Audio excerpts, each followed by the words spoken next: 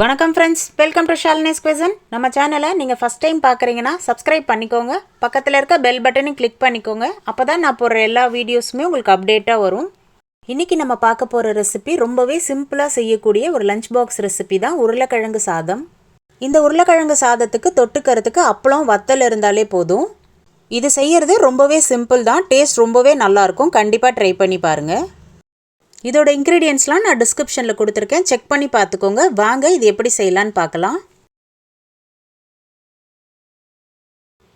தாளிப்புக்கு 2 table spoon தேங்காய் எண்ணெய் சேர்த்துக்கோங்க.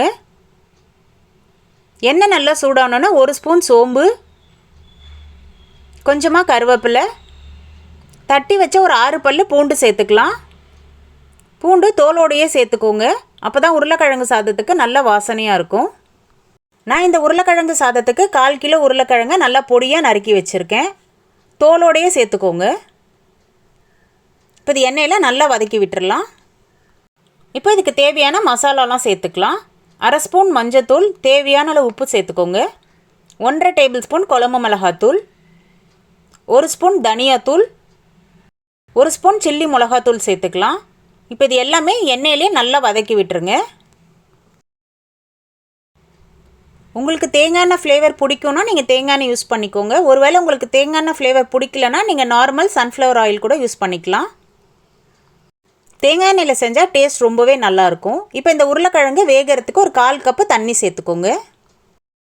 இப்போ இந்த உருளைக்கிழங்கை நம்ம மூடி போட்டு ஒரு 10லேருந்து 15 நிமிஷத்துக்கு நல்லா வேக வச்சிடலாம். நம்ம ஊற்றின எண்ணெய்லாம் நல்லா பிரிஞ்சு வர வரைக்கும் வேக வைக்கணும்.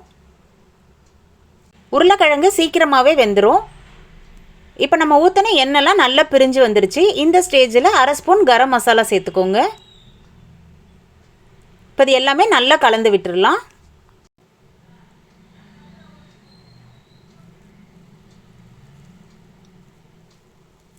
கரம் மசாலாலாம் போட்டுட்டு ஒரு 5 நிமிஷத்துக்கு நம்ம மூடி போட்டு திரும்ப நம்ம குக் பண்ணிக்கணும்.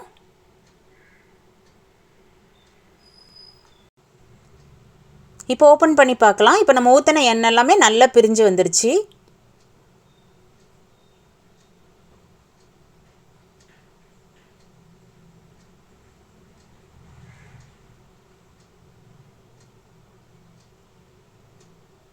இப்போ உருளைக்கிழங்கு வெந்திருக்கான்னு நம்ம செக் பண்ணிக்கலாம். உருளைக்கிழங்கு நல்லா வெந்துருச்சு. இப்போ நம்ம வடித்து வச்சுருந்த சாதம் சேர்த்துக்கலாம். இப்போ இந்த மாதிரி நல்லா உதிரியாக வடித்து வச்ச சாதம் சேர்த்துக்கோங்க.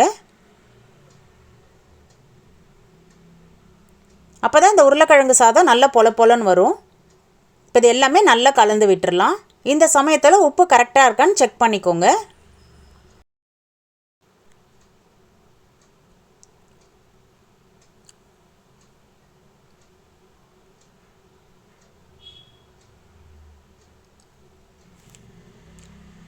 இந்த மாதிரி நல்லா கலந்து விட்டுறணும். நம்ம தோலோட தட்டி போட்ட பூண்டு தேங்காய் எண்ணெயில் செஞ்சுருக்கனால டேஸ்ட் ரொம்பவே சூப்பராக இருக்கும். இப்போ பொடியாக நறுக்குனா கொத்தமல்லி சேர்த்துக்கோங்க.